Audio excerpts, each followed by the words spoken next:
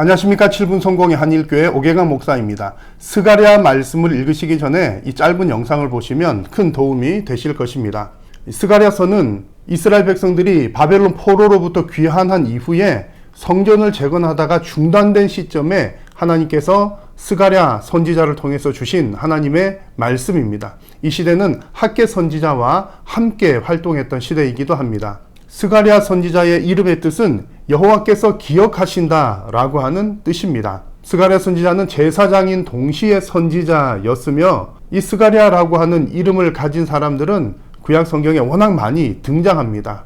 대략 구약 시대만 해도 스가랴라고 하는 이름을 가진 사람이 대략 30명 안팎으로 등장합니다.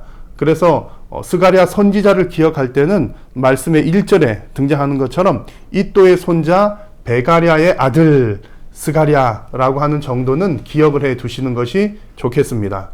스가랴가 활동했던 시대는 성전 재건 시대입니다. 다리오 왕 시대였고 학개 선지자와 동시대이며 스룹바벨 총독, 여호수아 제사장 등 성전을 재건하는 지도자들과 같은 시대였습니다. 학개 선지자보다는 2달 정도 늦게 이 선지자 사역을 시작을 했지만 더 긴 시간 동안 대략 3년 혹은 그 이상의 시간을 선지자의 부름을 따라 활동을 했습니다.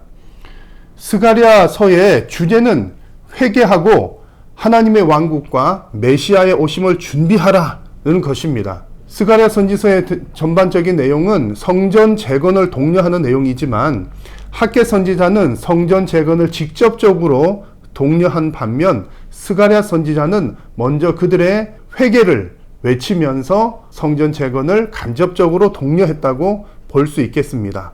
그래서 1장 4절 말씀에도 보시면 너희 조상들을 본받지 말라 라고 하면서 이스라엘 백성들의 죄를 먼저 회개할 것을 요청하고 있습니다. 물론 성전 재건에 관한 내용들도 등장을 합니다. 환상을 통해서도 등장하고 여러 방법들로 말씀을 해 주시는데 그 가운데 한두 구절을 보면 4장 6절 말씀에 하나님께서 스룹바벨을 통해서 성전을 재건하시겠다라고 말씀을 하시면서 이는 힘으로 되지 않고 능력으로 되지 않고 오직 나의 영으로 되느니라. 하나님께서 스룹바벨을 세우셨고 하나님의 영이 그와 함께 하시기 때문에 스룹바벨을 통해서 성전은 반드시 재건될 것이다 라고 말씀을 해 주셨습니다.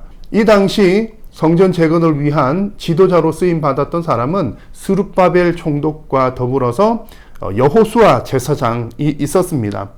하나님께서 스가랴 선지자를 통해서 여호수아 제사장에게 하시는 말씀 중에 이런 구절이 등장합니다. 말하여 이르기를 만군의 여호와께서 이같이 말씀하시되 보라 싹이라 이름하는 사람이 자기 곳에서 돋아나서 여호와의 전을 건축하리라. 마치 여호수아 제사장에게 하는 이야기 또 그 맥락 중에서 주신 말씀인데 여기 등장하는 싹이라 이름하는 사람은 곧 메시아를 지칭합니다.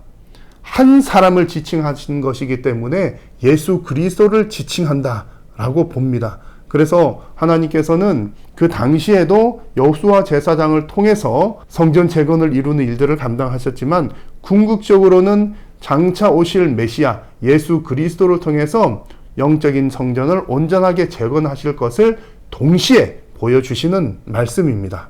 이 스가랴 선지서에는 이처럼 메시아에 관한 예언들이 많이 등장합니다. 소선지서 중에서는 가장 많이 등장하고 성경을 전체적으로 보아도 이사야서 다음으로 메시아에 관한 예언이 많은 성경책이 바로 스가랴서입니다. 결국 이 스가랴서의 전반적인 주제는 진정한 성전 재건은 메시아이신 예수 그리스도를 통해서 온전하게 완성된다라고 하는 것입니다. 스가랴서는 총 14장으로 구성이 되어 있고 크게는 세 부분으로 나누어 볼 수 있습니다. 먼저 1장에서 6장까지의 내용은 8가지의 환상들이 등장합니다. 말탄 사람 환상, 4개의 뿔과 4명의 대장장이 환상, 측량 줄을 잡은 환상, 대제사장 여호수아의 더러운 옷을 벗기고 새 옷을 입혀주는 환상, 등잔대 환상, 날아가는 두루마리 환상, 바구니 속의 여인 환상, 뇌전차 환상 등 8개 혹은 10가지의 환상들을 보여주는데 이 환상들은 천사가 나타나서 해석을 해주는 환상들도 있지만 짧게 환상만 묘사하는 부분들이 있어서 해석하기가 쉽지 않은 그런 내용들입니다. 하지만 대체로는 이 환상의 내용들은 성전 재건을 통한 예루살렘의 회복과 영광을 보여주는 내용들입니다. 그 가운데 대표적인 한 구절을 보시면 측량줄 환상 가운데 등장하는 스가랴 1장 16절 말씀입니다. 그러므로 여호와가 이처럼 말하노라. 내가 불쌍히 여김으로 예루살렘에게 돌아왔은즉 내 집이 그 가운데에 건축되리니 예루살렘 위에 먹줄이 쳐지리라. 만군의 여호와의 말이니라. 하나님께서 다시 돌아오셔서 예루살렘을 회복시키시겠다는 약속의 말씀입니다.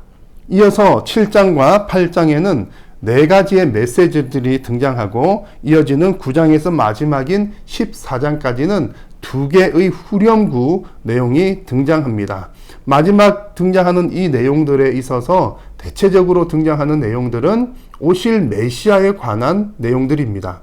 메시아에 관한 예언 가운데 가장 중요하고 많이 인용되는 한 구절을 소개하면 9장 9절의 내용입니다. 시온에 따라 크게 기뻐할지어다. 예루살렘에 따라 즐거이 부를지어다. 보라, 내 왕이 내게 임하시나니 그는 공의로우시며 구원을 베푸시며 겸손하여서 나귀를 타시나니 나귀의 작은 것 곧 나귀 새끼니라. 아멘. 예수님께서 예루살렘 성전에 어떻게 입성하실 것인가를 보여주는 아주 중요한 말씀입니다.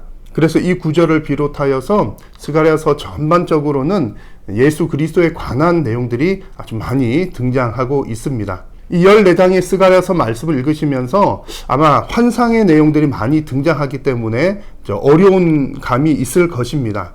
그러나 비록 어려운 말씀이라 할지라도 하나님 아버지의 마음을 이해하고 읽는다면 훨씬 더 말씀을 더 이해하기가 쉬우실 것입니다.